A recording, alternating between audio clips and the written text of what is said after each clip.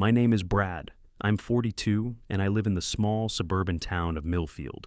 I've been married to Ella for a decade, and lately, I've been feeling like something's missing.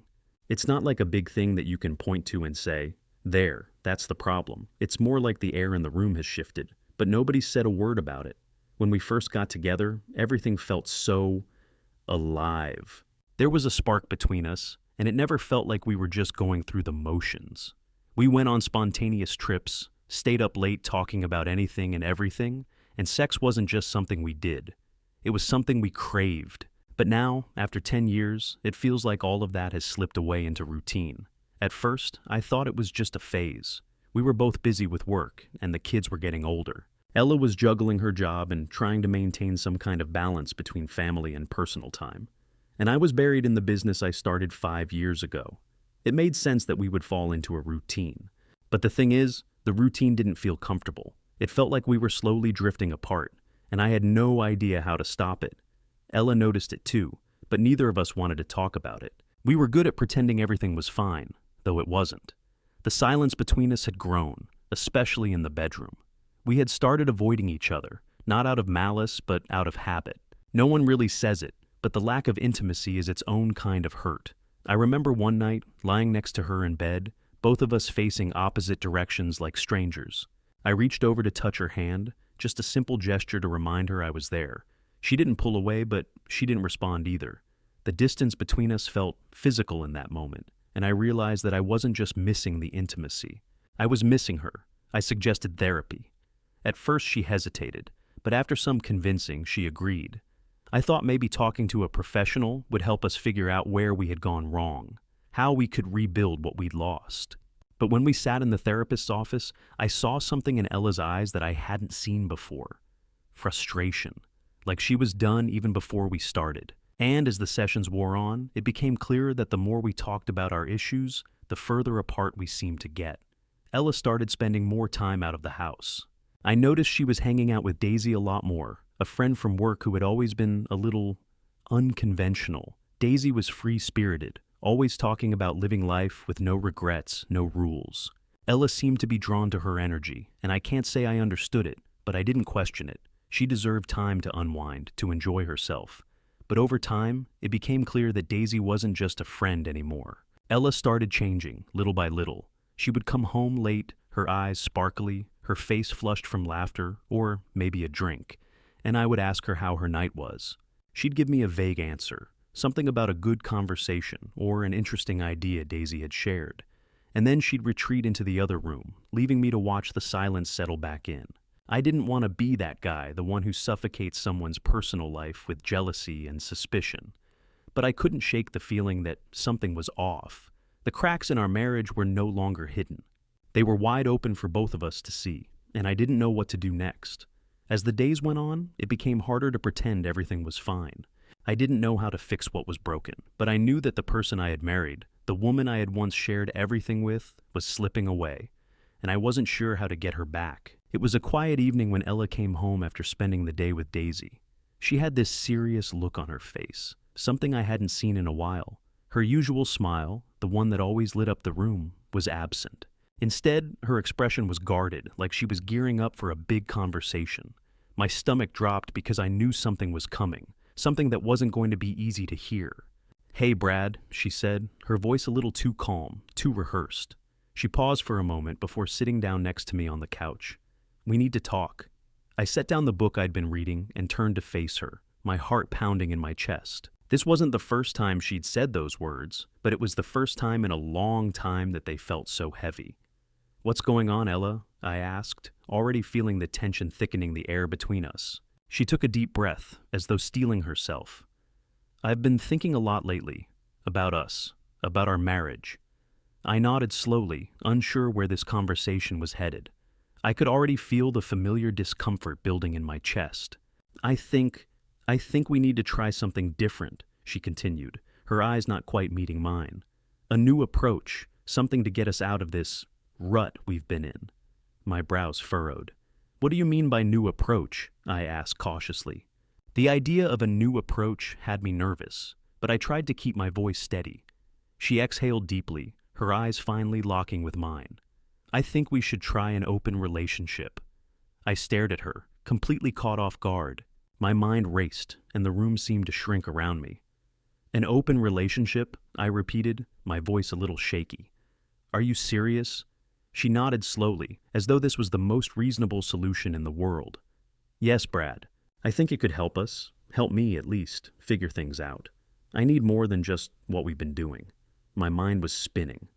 Wait, so you're saying you want to sleep with other people? While we're still married? The words felt foreign in my mouth, like I couldn't quite wrap my head around what she was proposing. It's not about that, she said quickly, almost defensively. It's not cheating if we're both on the same page, if we're open about it. It's about finding a way to break free from the tension, to find our own space while still being together. I think it's the only way forward. I felt a wave of confusion wash over me. But isn't this a betrayal, Ella? I thought we were working through things, not this. My voice cracked on the last word, a surge of emotions I couldn't quite control bubbling up. She reached out, placing her hand gently on mine. It's not a betrayal, she said, her voice soft but firm. I'm still committed to you, Brad. I still love you, but I also need something more. This doesn't have to be the end of us. It's just an experiment, a way to see if we can find ourselves again, without the pressure of what we've been holding on to. I pulled my hand back, unable to hold her gaze. My heart was beating so fast that it felt like I might explode. This wasn't just a suggestion. This was a fundamental shift in everything I thought we stood for.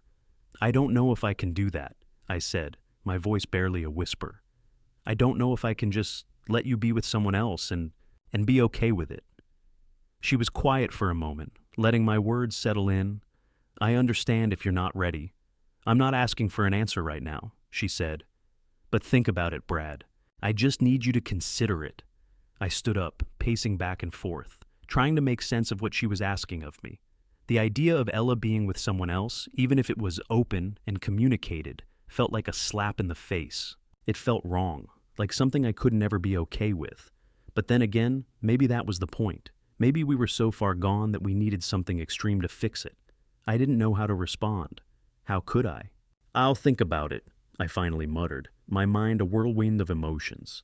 Ella me dio una sonrisa pequeña y tentativa. That's all I'm asking for. Just think about it. And as I sat back down, trying to breathe through the whirlwind of confusion and hurt, I couldn't help but feel like the ground beneath me was shifting in a way I didn't understand. This wasn't just about us anymore. This was about what kind of marriage we were really in, and whether or not I could still recognize it. The next few weeks felt like I was living in a pressure cooker, with the lid slowly creeping closer to boiling point. Ella had dropped her bombshell of an open relationship proposal, and I was still reeling from the shock. I thought about it all the time, what she had said, what it meant for us, and how, in an instant, everything had shifted. But the worst part wasn't the shock of the idea. It was the silence that followed it. Ella actuó como si nada hubiera cambiado. She would come home from work and casually talk about her day, ask me how mine was, as if she hadn't just upended our marriage with one single life-altering suggestion. The house felt different, colder, and it wasn't just because of the lack of intimacy. Ella started going out more. I don't mean the regular nights with Daisy anymore. I mean real dates. She would spend hours getting ready, picking out clothes I'd never seen her wear, putting on makeup I hadn't seen her wear in years. At first, I thought maybe it was just her finding herself again, rediscovering some part of her that she had lost. But every time she left, I couldn't shake the feeling that she was moving further away from me. I stayed quiet, unsure of what to say. I felt powerless. She acted like everything was normal, like this was a natural step in our evolution. She was so confident, so certain that this was the right thing to do, and it made me feel smaller and smaller every day. One evening, I watched her slip into a tight black dress, her hair cascading down her back in loose waves, a striking contrast to the casual woman I had known for years. She applied her lipstick, checked her reflection in the mirror one last time, and smiled. A smile that wasn't for me.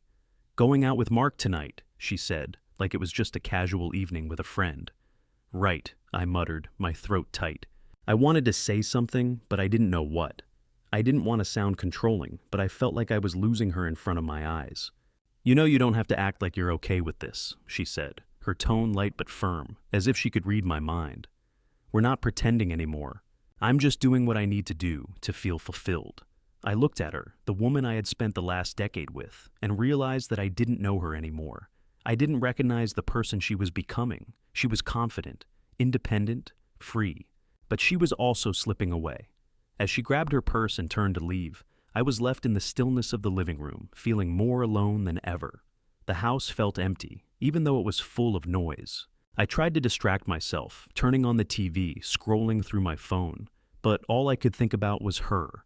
I found myself looking at the clock, wondering when she'd be back. What would she tell me when she came home? Would she have a new story to share? I felt disgusted with myself for even thinking like that. She was doing what she wanted, right? But I couldn't help the gnawing sense of betrayal that clung to me. I hated myself for not being able to just accept it, for not being able to be the cool, open-minded husband she wanted.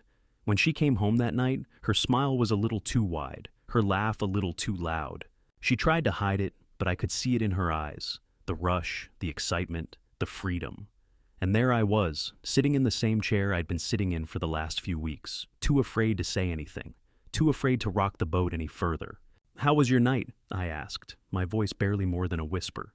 "It was good," she replied, casually removing her shoes. "Just talking, laughing. Mark's a great guy." I nodded, but inside I felt like I was drowning. Mark's a great guy. I felt sick to my stomach, but I didn't let it show. As she went upstairs to change, I sat there, staring at the empty space around me. I wanted to scream, to demand answers, to tell her how I felt, but I couldn't. I didn't have the right. I felt trapped in a marriage I didn't recognize anymore, stuck in a situation I didn't know how to handle. And as each day passed, the tension in the house grew thicker, suffocating me. I was becoming a ghost in my own home, watching as Ella lived a life I wasn't a part of, all while silently agreeing that everything was fine. But it wasn't fine, not by a long shot. I needed to talk to someone, anyone. I couldn't hold it in anymore. The tension was suffocating, and I felt like I was suffocating along with it. I picked up my phone, scrolling through my contacts until I landed on Samuel's name. We hadn't spoken much in the last few years. He was one of my old college buddies, the kind of guy who spoke his mind whether you wanted to hear it or not. I dialed his number and waited. It didn't take long for him to pick up. "Brad, my man, what's going on?" "I need to talk," I said, my voice flat. "Can you meet me at O'Malley's in about an hour?" Sure. You okay? You don't sound like yourself." I took a deep breath. "I'm not. I'll explain when I see you." I hung up the phone and stared at the screen for a few moments, then put it down. I needed to get out of my head, but even thinking about the conversation with Ella made my stomach turn. The idea of an open relationship, it felt like a joke. But it wasn't funny. It was real, and it was happening to me. O'Malley's was the kind of place that smelled like stale beer and nostalgia. The dim lighting made it feel more comfortable, and Samuel was already there, seated in our usual booth. I slid into the seat across from him, and before I could say anything, he looked at me with that raised brow, the one that always made it clear he was about to drop some brutal truth. "All right, man, what's going on? You look like someone just kicked your dog." I exhaled heavily. "Ella wants an open relationship." Samuel raised an eyebrow and leaned back in his seat. "Oh, okay, that's new. What are you doing about it?" I stared into my beer, swirling it around as I searched for the right words. "I don't know. I mean, it's not what I want, but it's what she wants, and she's been really clear about it. I don't know how to even react to it, Samuel. I'm lost. And every time I try to talk to her, it's like she just shuts me down. It's like she's already made up her mind, and I'm just supposed to accept it. Like I don't even matter." Samuel watched me quietly, his eyes narrowing as he processed my words. Then, in his usual blunt way, he spoke. "Brad, dude, I'm going to tell you straight up. You need to leave her." I looked up at him, confused. "What? I'm serious. Divorce her, man. The fact that she even asked you that? That's crossing a line. You've been walking around like a freaking doormat for years, man, and it's time to stop." I felt a pit form in my stomach. I can't just walk away. We've been together for 10 years. I can't just throw all that away. What about the kids, Samuel? Samuel didn't flinch. What about them?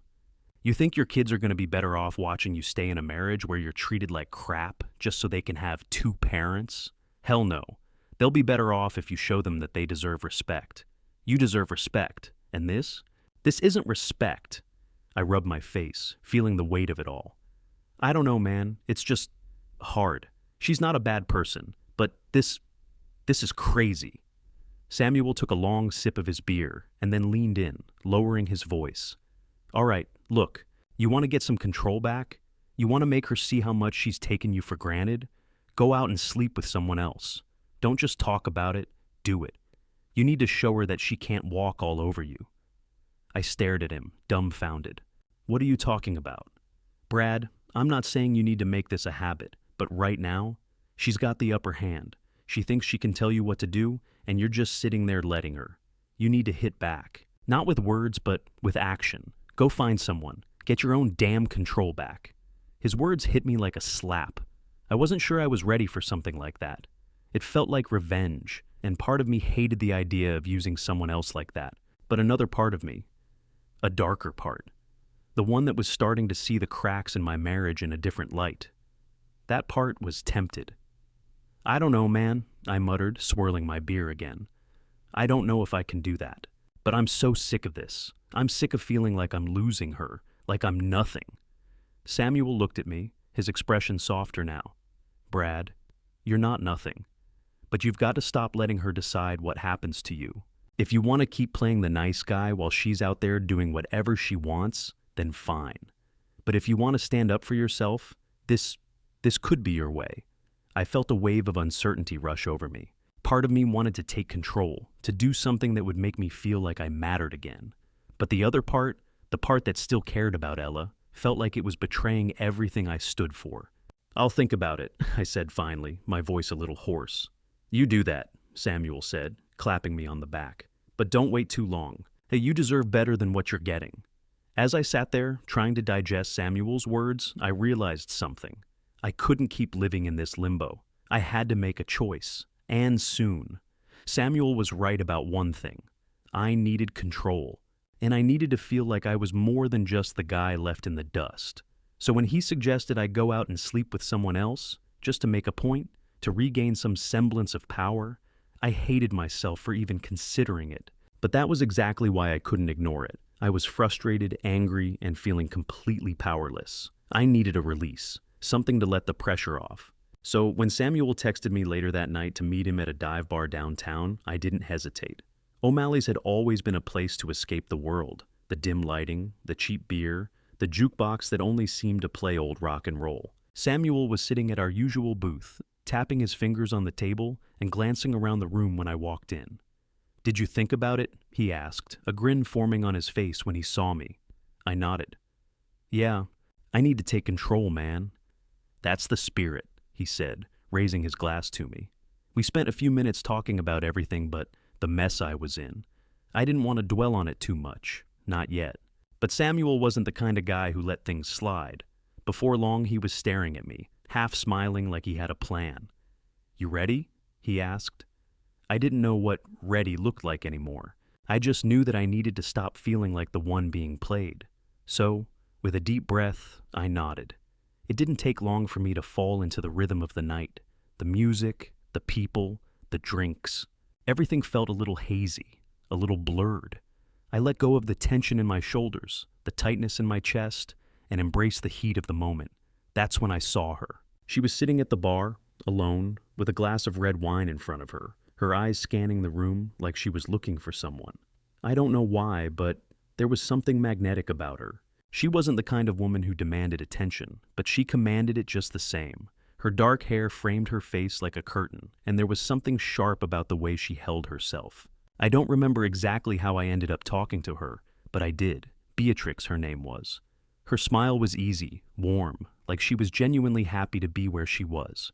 The conversation flowed easily, the kind of conversation that felt like it was supposed to happen, like we were both just waiting for the right moment. We laughed about some small thing. I don't even remember what. And before I knew it, she was leading me onto the dance floor, pulling me into her orbit. The lights flashed above us, the bass of the music vibrating through my chest. I wasn't thinking about Ella or the mess I'd come from. It was just me and Beatrix, moving together to the rhythm.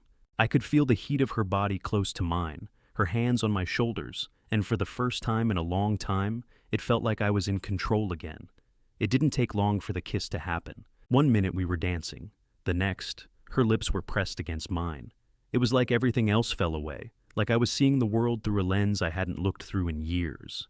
The world felt sharp, bright, full of possibilities I hadn't even known I'd wanted. Before I could process what was happening, we were in the men's restroom, our lips still locked, the urgency between us growing by the second. I couldn't help myself. I didn't even care that this was reckless, that this was a moment I was sure I'd regret. The harsh fluorescent lights flickered above us as we tore at each other's clothes. No words exchanged, just the raw need to escape the confines of my own mind. It was reckless, it was messy, and it felt like the release I didn't even know I was craving. Afterward, I stood in the restroom, my hands trembling as I pulled myself together. I didn't know what I was doing, but I knew this wasn't over. I was going to take control. I needed to. And if that meant hurting Ella to make her see what she had pushed me to, then that was what I'd do. I slipped my phone out of my pocket and sent a quick text to Beatrix. "Come back to my place with me. I'll show her." She replied almost immediately. "Sounds like fun." A twisted smile spread across my face. This wasn't just about me feeling good anymore. This was about making Ella feel everything I had been feeling. I wanted her to see me, to see what she had done to me. And maybe, just maybe, I'd get some satisfaction out of it. When Brad opened the door to his home, he felt a rush of adrenaline, followed by a strange sense of power. He had just brought Beatrix back to his place after their heated encounter in the nightclub restroom. Beatrix had agreed, intrigued by the idea of confronting Ella with their affair. She wasn't just along for the ride, she was part of the plan. Inside, the house was quiet, the kind of stillness that felt like it was holding its breath. Brad's mind was racing with thoughts of Ella, where she was, what she was doing, how she might react. As he led Beatrix into the living room, he could already feel his heart pounding in his chest. The plan was simple: make sure Ella saw everything, make sure she understood exactly what was happening and why. For too long, Brad had felt invisible in his own marriage. He needed this. He needed to feel like he had control again. Beatrix followed him into the living room, her heels clicking against the hardwood floor. She moved with a quiet confidence that Brad envied. He could feel her eyes on him as he reached for the bottle of whiskey on the counter. Pouring himself a drink, he offered one to Beatrix, who nodded in acceptance. "Here's to getting our power back," he said, his voice colder than he expected. Beatrix raised her glass. "To whatever makes you feel alive again." They clinked glasses, and Brad's gaze drifted toward the staircase. Ella had been upstairs when he left with Beatrix, but he knew she would come down soon. It was only a matter of time before she found out what was happening in her own home. Minutes later, the sound of footsteps echoed from the upstairs hallway. Brad's breath hitched in his chest as he heard the soft thud of Ella's footsteps coming closer. He quickly turned to Beatrix, his eyes locking with hers. She offered him a knowing smile, as if she were already aware of the drama that was about to unfold. And then Ella appeared at the top of the stairs. She froze when she saw Brad and Beatrix in the living room. For a moment, her expression was blank, but then it shifted: shock, disbelief, confusion, all at once. Her eyes flicked from Beatrix to Brad and back again, as if she couldn't quite understand what she was seeing. "Brad," she whispered, her voice trembling with a mix of anger and hurt. "What is this?" Brad stood tall, locking eyes with her. For the first time in what felt like forever, he felt powerful. He didn't look away. He didn't shrink back. "This is what you wanted, isn't it?" Brad said, his voice calm but firm. "You wanted freedom. You wanted an open relationship. Well, here it is. I'm taking control, Ella. You wanted me to accept it, so I'm showing you exactly what it feels like." Ella's face contorted in shock, her lips trembling. You're doing this to hurt me?" Her voice cracked, a hint of desperation creeping in. "Brad, please, this isn't you." Brad shook his head, his lips curling into a small, ironic smile. "No, this is me. This is what you've turned me into." Ella's eyes darted between Beatrix and Brad, her hands clutching the railing as if to steady herself. She opened her mouth to say something, but words failed her. It was clear the shock was too much for her to process in the moment. Beatrix, who had been silently observing, finally spoke up. "I think we've made our point," she said, her voice smooth and confident. Brad glanced at her, feeling a rush of exhilaration. He turned back to Ella, who was still standing frozen at the top of the stairs. "I guess we're done here," he said coldly, taking a step toward the door. but before he could leave, Ella's voice broke through the silence. "Brad, don't. Please," she begged. "This isn't how it's supposed to be. I was just trying to fix things." Brad let out a bitter laugh. "Fix things? Is this really how you think you fix things, Ella? You think I'd just roll over and let you walk all over me? I'm done being your doormat." With that, Brad turned and walked out of the room, leaving Ella standing there, frozen in shock. He heard her footsteps behind him, and as he reached the door, he heard the familiar sound of her rage. Ella stormed upstairs, slamming the door behind her with a deafening bang. Brad stood there for a moment, his heart racing, his chest tight. But there was a strange sense of satisfaction that washed over him. For once, he didn't feel helpless. For once, he had the upper hand. The morning after the confrontation felt like a shift in the ground beneath my feet. I hadn't expected the weight of what I'd done to hit me so soon. Beatrix had left before the sun came up, leaving me to sit with the aftermath of my decisions. Ella had stormed upstairs, slamming the door so hard it rattled the walls. It had all been too much, too fast, and I was left to reflect on the wreckage. I stood in the kitchen, staring out the window at the quiet street, trying to pull my thoughts together. I was no longer sure about anything, except that things with Ella were officially over. That much had become clear the moment I saw the look on her face last night. The moment I locked eyes with her and realized how far we had drifted apart. I thought I'd feel guilty. I thought I'd feel bad about humiliating her. But I didn't. Instead, I felt something like relief, like a weight lifting off my shoulders. I was free. When Ella came downstairs that morning, she didn't look at me. She didn't say anything. The silence between us was thick and suffocating, but it wasn't unexpected. We were done. She knew it, I knew it, and we both had nothing left to say to each other. After breakfast, I told her I was filing for divorce. "I'm done, Ella," I said, my voice steady. "This marriage has been over for a long time. The open relationship, the lies, the distance.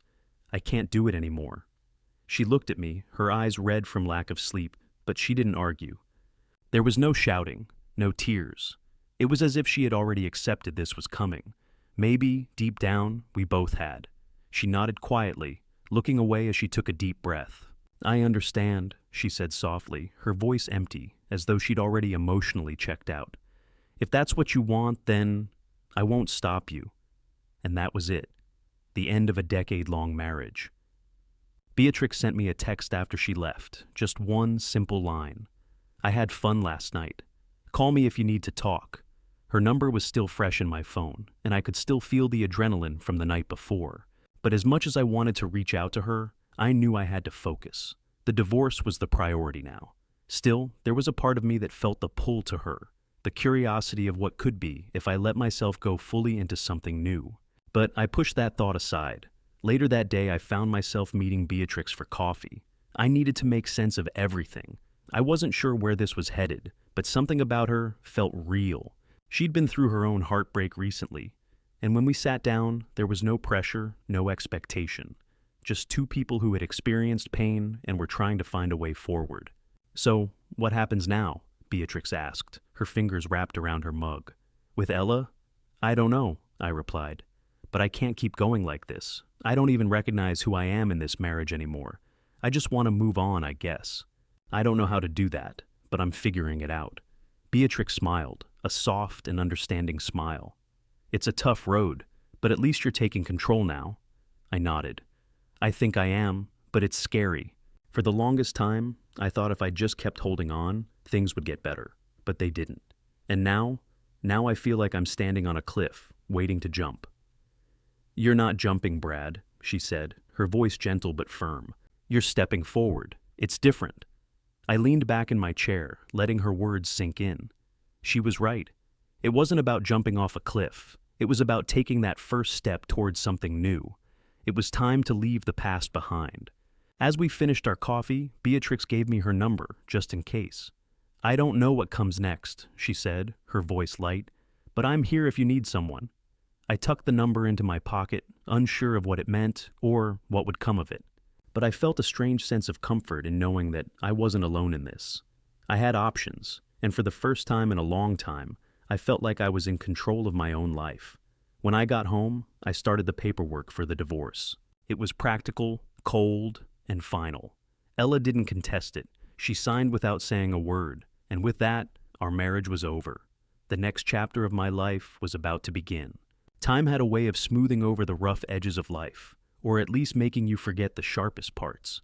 A few months had passed since the divorce was finalized, and I could feel the weight of the past lifting from my shoulders. There was no more dragging around the guilt, the anger, or the confusion. I had made my decision, and it had led me here, to Beatrix. I didn't expect to feel so free, but I did. Beatrix and I had moved in together not long after our coffee date. It wasn't something I had planned, it just sort of happened, but in the most natural way. We'd been seeing each other regularly, and there was a kind of quiet understanding between us. The more time I spent with her, the more I realized how much I had been missing. Not just in terms of affection, but in terms of feeling understood, like someone truly got me. We were both recovering from our respective heartbreaks, and there was something calming about having someone beside you who didn't expect you to be perfect, but also wasn't going to let you wallow in self-pity forever. Beatrix was there when I needed her, but she also gave me space to work through my own shit. I had started a home renovation company, something I'd always wanted to do, but never had the courage to pursue while in my marriage. The idea of being my own boss, of having something that was all mine, felt right. The business was growing, slowly but surely. I had clients, I had projects, and more importantly, I had purpose. I was finally doing something that felt like it was for me. Not for Ella, not for anyone else. Just for me. And Beatrix, she was supportive every step of the way, offering encouragement without smothering me. It felt good to have that kind of partnership, one that was rooted in respect and shared growth. Meanwhile, Ella's life seemed to spiral in a different direction. I didn't follow her too closely, but the occasional gossip from mutual friends filtered through. She had thrown herself into casual relationships, bouncing from one man to the next in what looked like a desperate attempt to find validation. The contrast between the life I was building and the one she was struggling with felt stark, and though part of me felt sad for her, a larger part of me felt relief. I wasn't trapped in her chaos anymore, and I didn't have to fix her. That was something I'd learned the hard way. Beatrix and I spent weekends working on the house, sometimes tearing down walls, sometimes just sitting on the porch with a beer, watching the sunset. It was peaceful, simple, exactly what I'd been craving all those years in my marriage, but hadn't known how to ask for. One night, we sat on the couch, me with a glass of wine, Beatrix with her feet tucked underneath her, when I turned to her and said, "I don't think I realized how much I needed this, needed you, until it all fell apart." She smiled softly, the kind of smile that made her eyes light up. I think we both needed a fresh start, and sometimes it's not until things fall apart that you get the chance to rebuild. I let her words sit with me for a moment. It felt true. I'd spent so many years trying to hold on to something that was already broken, thinking that love would be enough to fix it. But love, real love, wasn't about holding on to what no longer worked. It was about finding something that did. "I'm glad I found you," I said, my voice low, a quiet sincerity behind the words. She leaned in, brushing a kiss across my cheek, her hand resting on mine. "I'm glad you found me too." It was a simple moment, but one that held so much weight. I was starting over, and this time, I was doing it on my own terms, with someone who made me feel like I could be whole again. And as I looked ahead, I felt a kind of peace I hadn't known in years. The future was wide open, full of possibility. No more looking back, no more regrets. I was finally building a life I could be proud of. A few months had passed since I'd made the decision to file for divorce. Time had a way of making things feel smaller, less overwhelming. The weight of my old life had started to fade. The hurt, the confusion, the years of trying to make something work that wasn't ever meant to last. They all seemed distant now. Ella and everything that came with our marriage felt like an old story. I sat at the kitchen table, my coffee cooling in front of me, staring out at the quiet street. Beatrix was in the other room, putting together plans for one of her art projects. The house was alive with the gentle hum of normalcy, something I hadn't known in years. I thought about how different things were now, how much lighter I felt. It was strange looking back. It felt like I had gone through some kind of transformation, like a snake shedding its skin. And in the process, I'd found something real, something solid. I never wanted to end up in the position I was in. The divorce, the hurt, the heartbreak, it wasn't something I ever imagined for myself. But now, as I thought about how far I'd come, I realized that it had been necessary. The end of my marriage to Ella wasn't just an end. It was a beginning. Beatrix and I had been together for a while now. We'd talked about everything: the past, the mistakes, the scars. We were both healing in our own way, but together we'd found a kind of peace. A peace I didn't think was possible after the chaos that had been my marriage to Ella. And then there was the baby. The news had come as a surprise, an unexpected joy. We weren't planning for it, but life had its own plans. Beatrix was excited, and I was too. I'd never thought about having kids before, not like this. But now I couldn't imagine anything else. We were building something, a family, a future. I pulled out my phone, glancing at the messages that had come in. Ella had sent a few texts since the divorce, but I didn't read them anymore. There was no reason to. I didn't need her approval. I didn't need to explain myself to her. What had been so all-consuming at one point, the guilt, the fear, the sense that I was still tied to her, was gone now. I had made peace with my past. Beatrix came into the kitchen, her smile soft, her hair pulled back in a loose bun. She set a cup of coffee in front of me and kissed the top of my head. "How are you feeling?" she asked, her voice quiet, knowing that I'd been deep in thought. "I'm good," I replied, looking up at her. "More than good. I think I'm finally starting to feel free." She smiled at that, her eyes meeting mine. "You deserve to feel that way." "I do," I said, and I meant it. For the first time in a long time, I didn't feel weighed down by the past. It was just a memory now, a chapter I had closed. We talked for a while longer about plans for the future, our business, the baby, all the little things that were starting to feel like a life. It felt solid, stable. Every conversation we had now was filled with hope instead of fear. It didn't matter what Ella was doing or what people thought of her anymore. Her reputation, the gossip that had surrounded her, all of it seemed so small. I was done worrying about that. I was moving forward, and I was proud of that. I stood up, taking Beatrix's hand in mine. "Let's get started on the nursery today," I said. "I want to do it right." She laughed, her smile brightening the room. "You got it, Dad-to-be." We moved forward together, both of us stronger, more determined. The future was bright, and it was ours to shape. Life had a funny way of moving on when you weren't looking.